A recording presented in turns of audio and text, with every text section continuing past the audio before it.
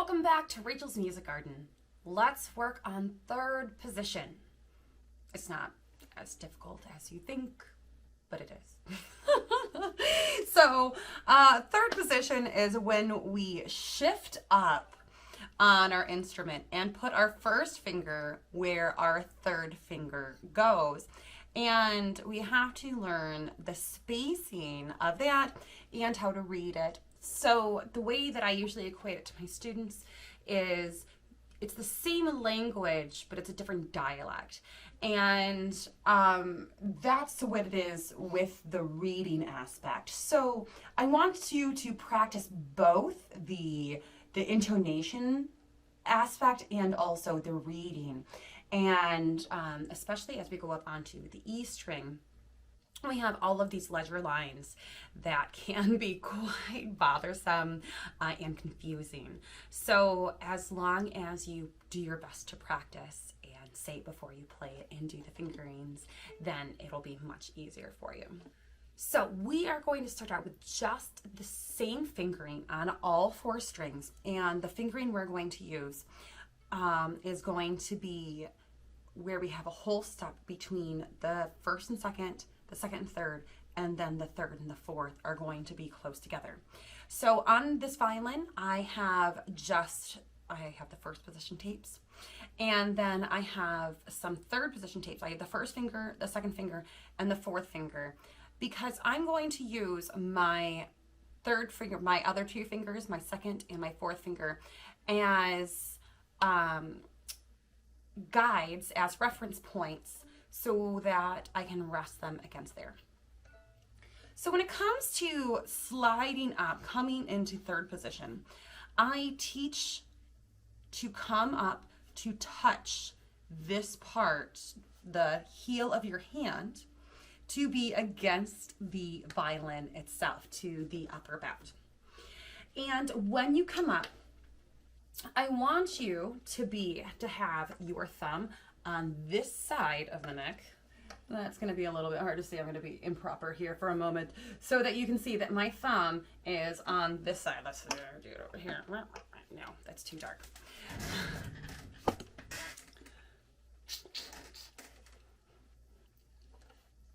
So my thumb is going to be on this side of the neck. And when I'm in third position, I bring my elbow around again. So make sure that everything's nice and relaxed as you come up so that you have the freedom to move. So to start shifting up, let's start with the note that we're actually shifting to. And so I would like to do on the A string, we're going to do open A, third finger, open A, first finger. And I'm shifting all the way up. 3, open, open. So open, open, 3, open, slide up and put that first finger where that third finger goes. So let's try this together.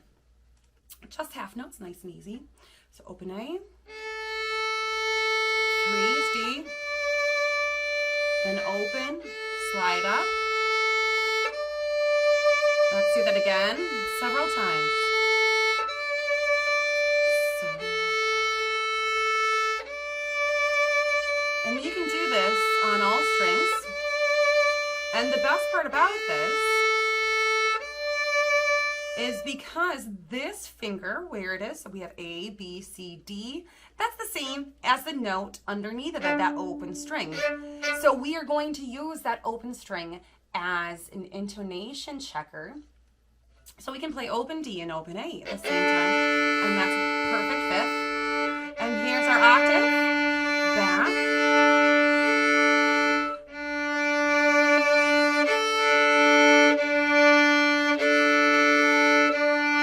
And you can do that with all of the other strings. So let's do it on the A and the E string. So open A and E, perfect fifth. Then third finger, octave. Shift up.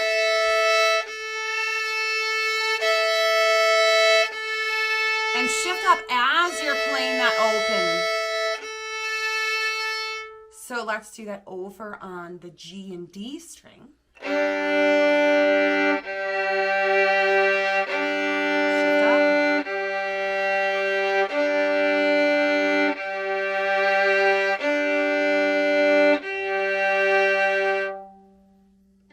Wonderful.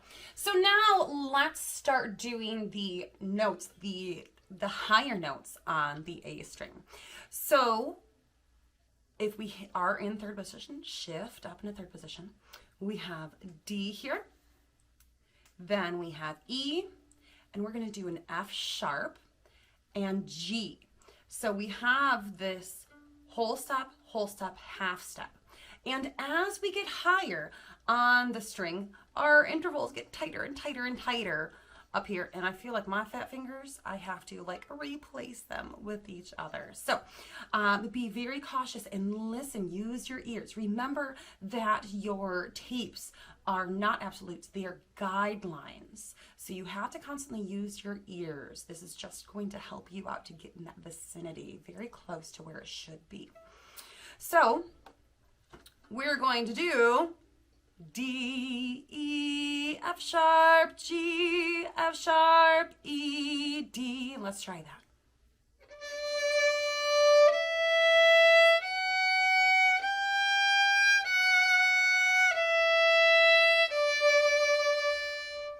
All right, and remember to read this. D, E, F sharp, G, F sharp, E, D. Over on our D string, we have G, A, B, C. Let's do that.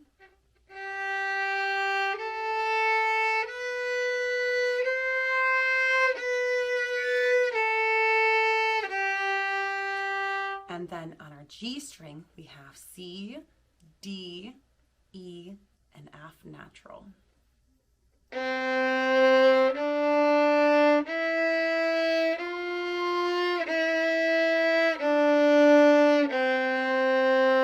As I'm up in this position on the G string, my elbow has come over even further.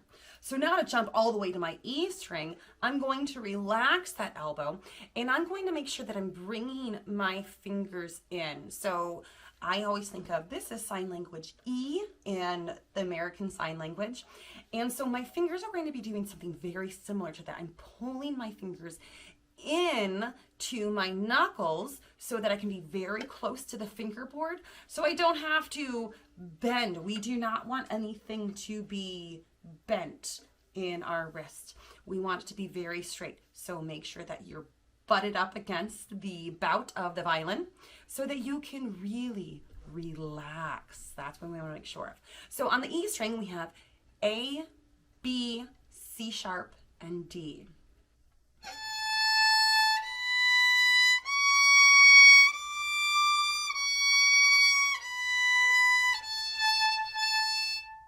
Now, let's practice moving up and down, shifting up to different fingers. So let's do B to D, B to D.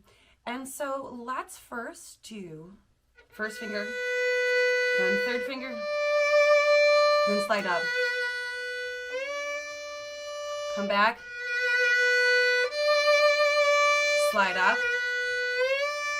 So it's going to be that glissando, that slide. And you can use your open D string as well.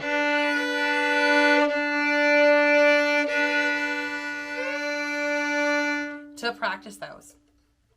So to then go from first position, the first finger to the second finger, use that first finger as an anchor or as a guide note so that you can slide up. So we already heard that.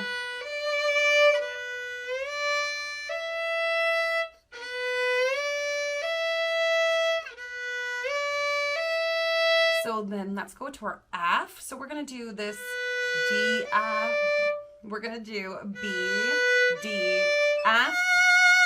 So that's our F sharp. So I'm going to do slide up, high three. Let's do that again. All All right, and then let's do B, D, G, so we can hear it. That's what we're gonna hear when we go up. So it's gonna be 1, 1, 4. It's a really good way to practice these with that guide. And you can guide with the other fingers as well. So going from C to E, you can either use that or open E. And then move from there. Whatever you're starting on the lower octave or the lower part of the string. Or we can go up higher. So then we can also go to the fourth finger after that.